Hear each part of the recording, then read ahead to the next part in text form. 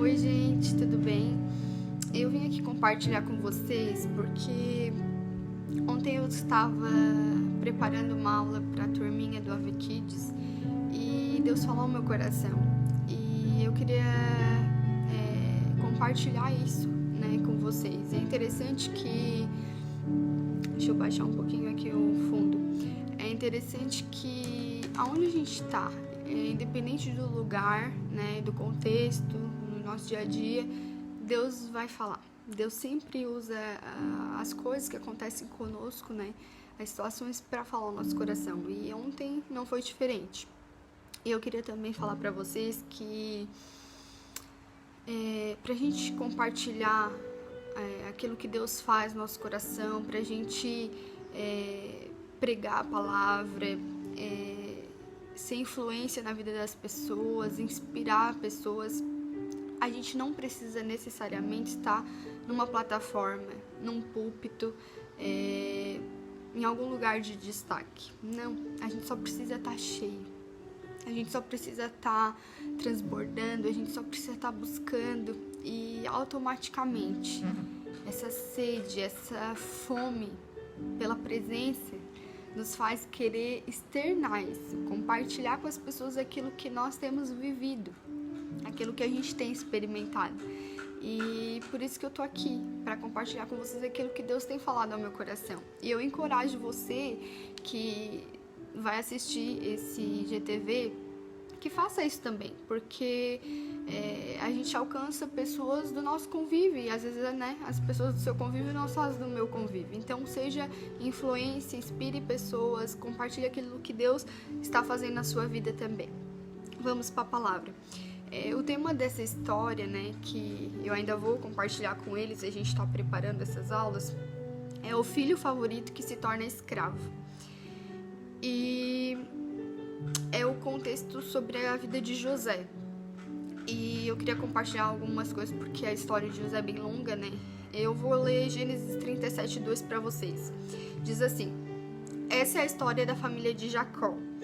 Quando José era um jovem de 17 anos,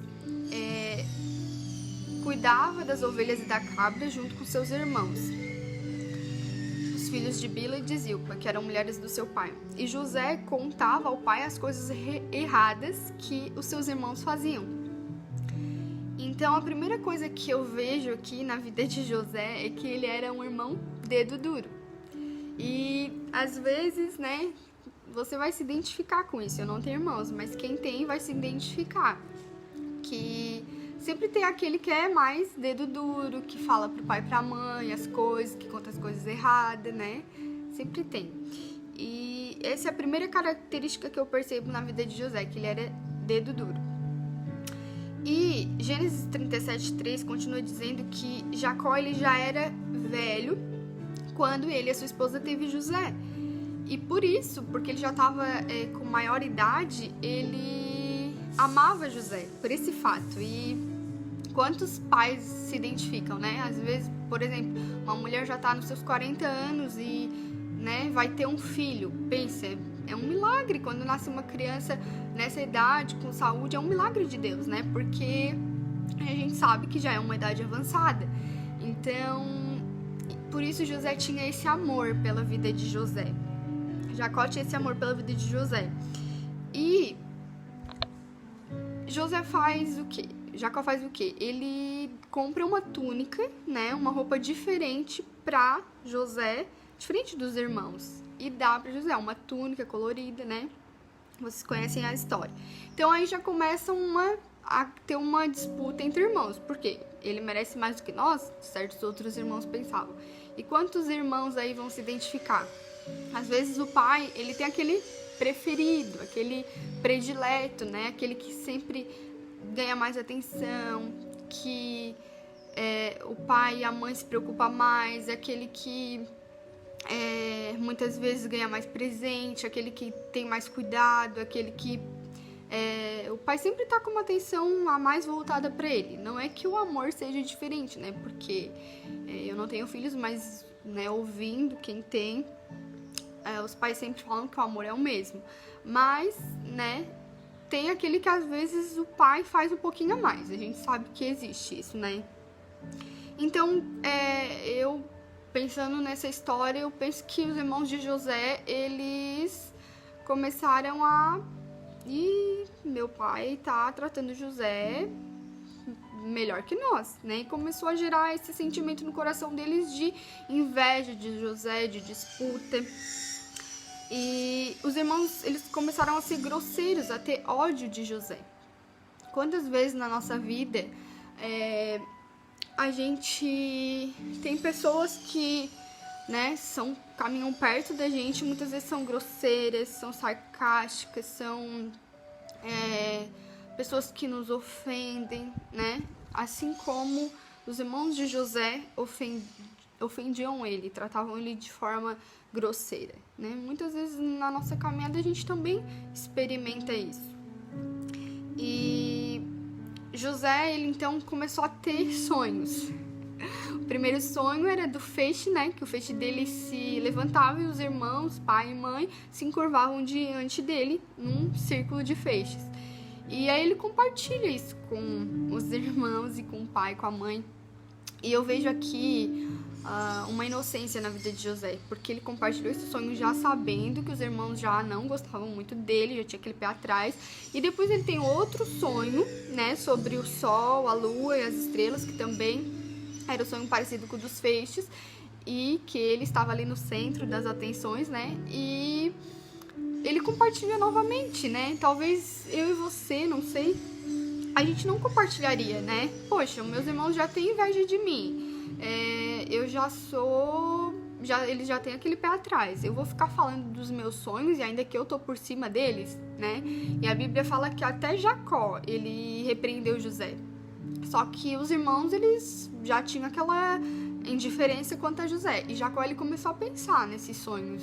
Por que será que o meu filho está tendo esses sonhos, né? A Bíblia conta que ele começou a pensar. E daí, os irmãos planejaram um plano. Vamos fazer um plano para ver se... o que a gente vai fazer com esse José que só quer se achar, né? Falando na nossa linguagem de hoje. Então, eles queriam matar, mas Rubens não quis. Rubens queria fazer o bem. E aqui eu aprendo outra coisa, que sempre vai ter aqueles que vão querer nos ver para baixo, nos destruir, matar os nossos sonhos, e vai ter aqueles também que vão nos defender, assim como Rubens defendeu José. E aí ele deu a ideia de pôr ele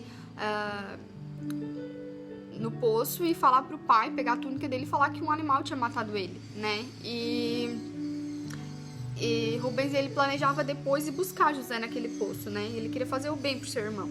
E assim eles fizeram. Enfim, no poço José foi levado pro Egito, para encurtar a história. José com certeza estava triste porque estava, né, longe da sua casa, longe da sua família, longe da sua pátria, do seu país. E lá, encurtando a história, a Bíblia fala que tudo que José fazia, ele prosperava. Onde ele estava, ele prosperava. E por isso Potifar botou ele a administrar suas coisas, né? Vocês conhecem a história. E aqui eu aprendo outra coisa, que independente do lugar que nós estamos, Deus vai nos fazer florescer. Quando Deus tem propósitos de nos usar, de nos fazer... Quando Deus nos dá sonhos, como deu para José, e ele coloca propósito no nosso coração, independente do lugar que a gente esteja. Pode ser numa prisão, como José foi mais pra frente na história. Se vocês lerem Gênesis 37, 39, vocês vão ver essas situações. Independente do lugar, numa prisão, numa crise, numa pandemia, independente de onde a gente está, quando a gente tem Deus, a gente sempre vai florescer. A gente sempre floresce, porque é Ele, por Ele, para Ele todas as coisas. E nas tribulações Ele está no nosso barco. Ele pode estar descansando, mas basta uma palavra e a tempestade se acalma, a tempestade se aquieta, porque Ele está no controle.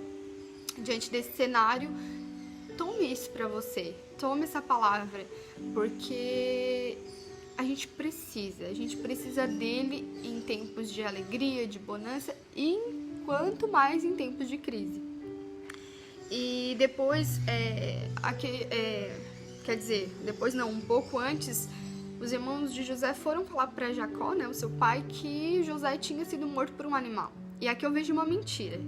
E assim, um princípio que a gente também aprende aqui, que a mentira sempre vai ser descoberta. Não importa o tempo, não importa quanto tempo passe, se a gente mente, lá na frente a gente vai colher as consequências disso e a mentira sempre é descoberta. Então não adianta mentir. A palavra diz que o nosso sim deve ser sim e o nosso não deve ser não. Ou seja, não minta, não devemos mentir.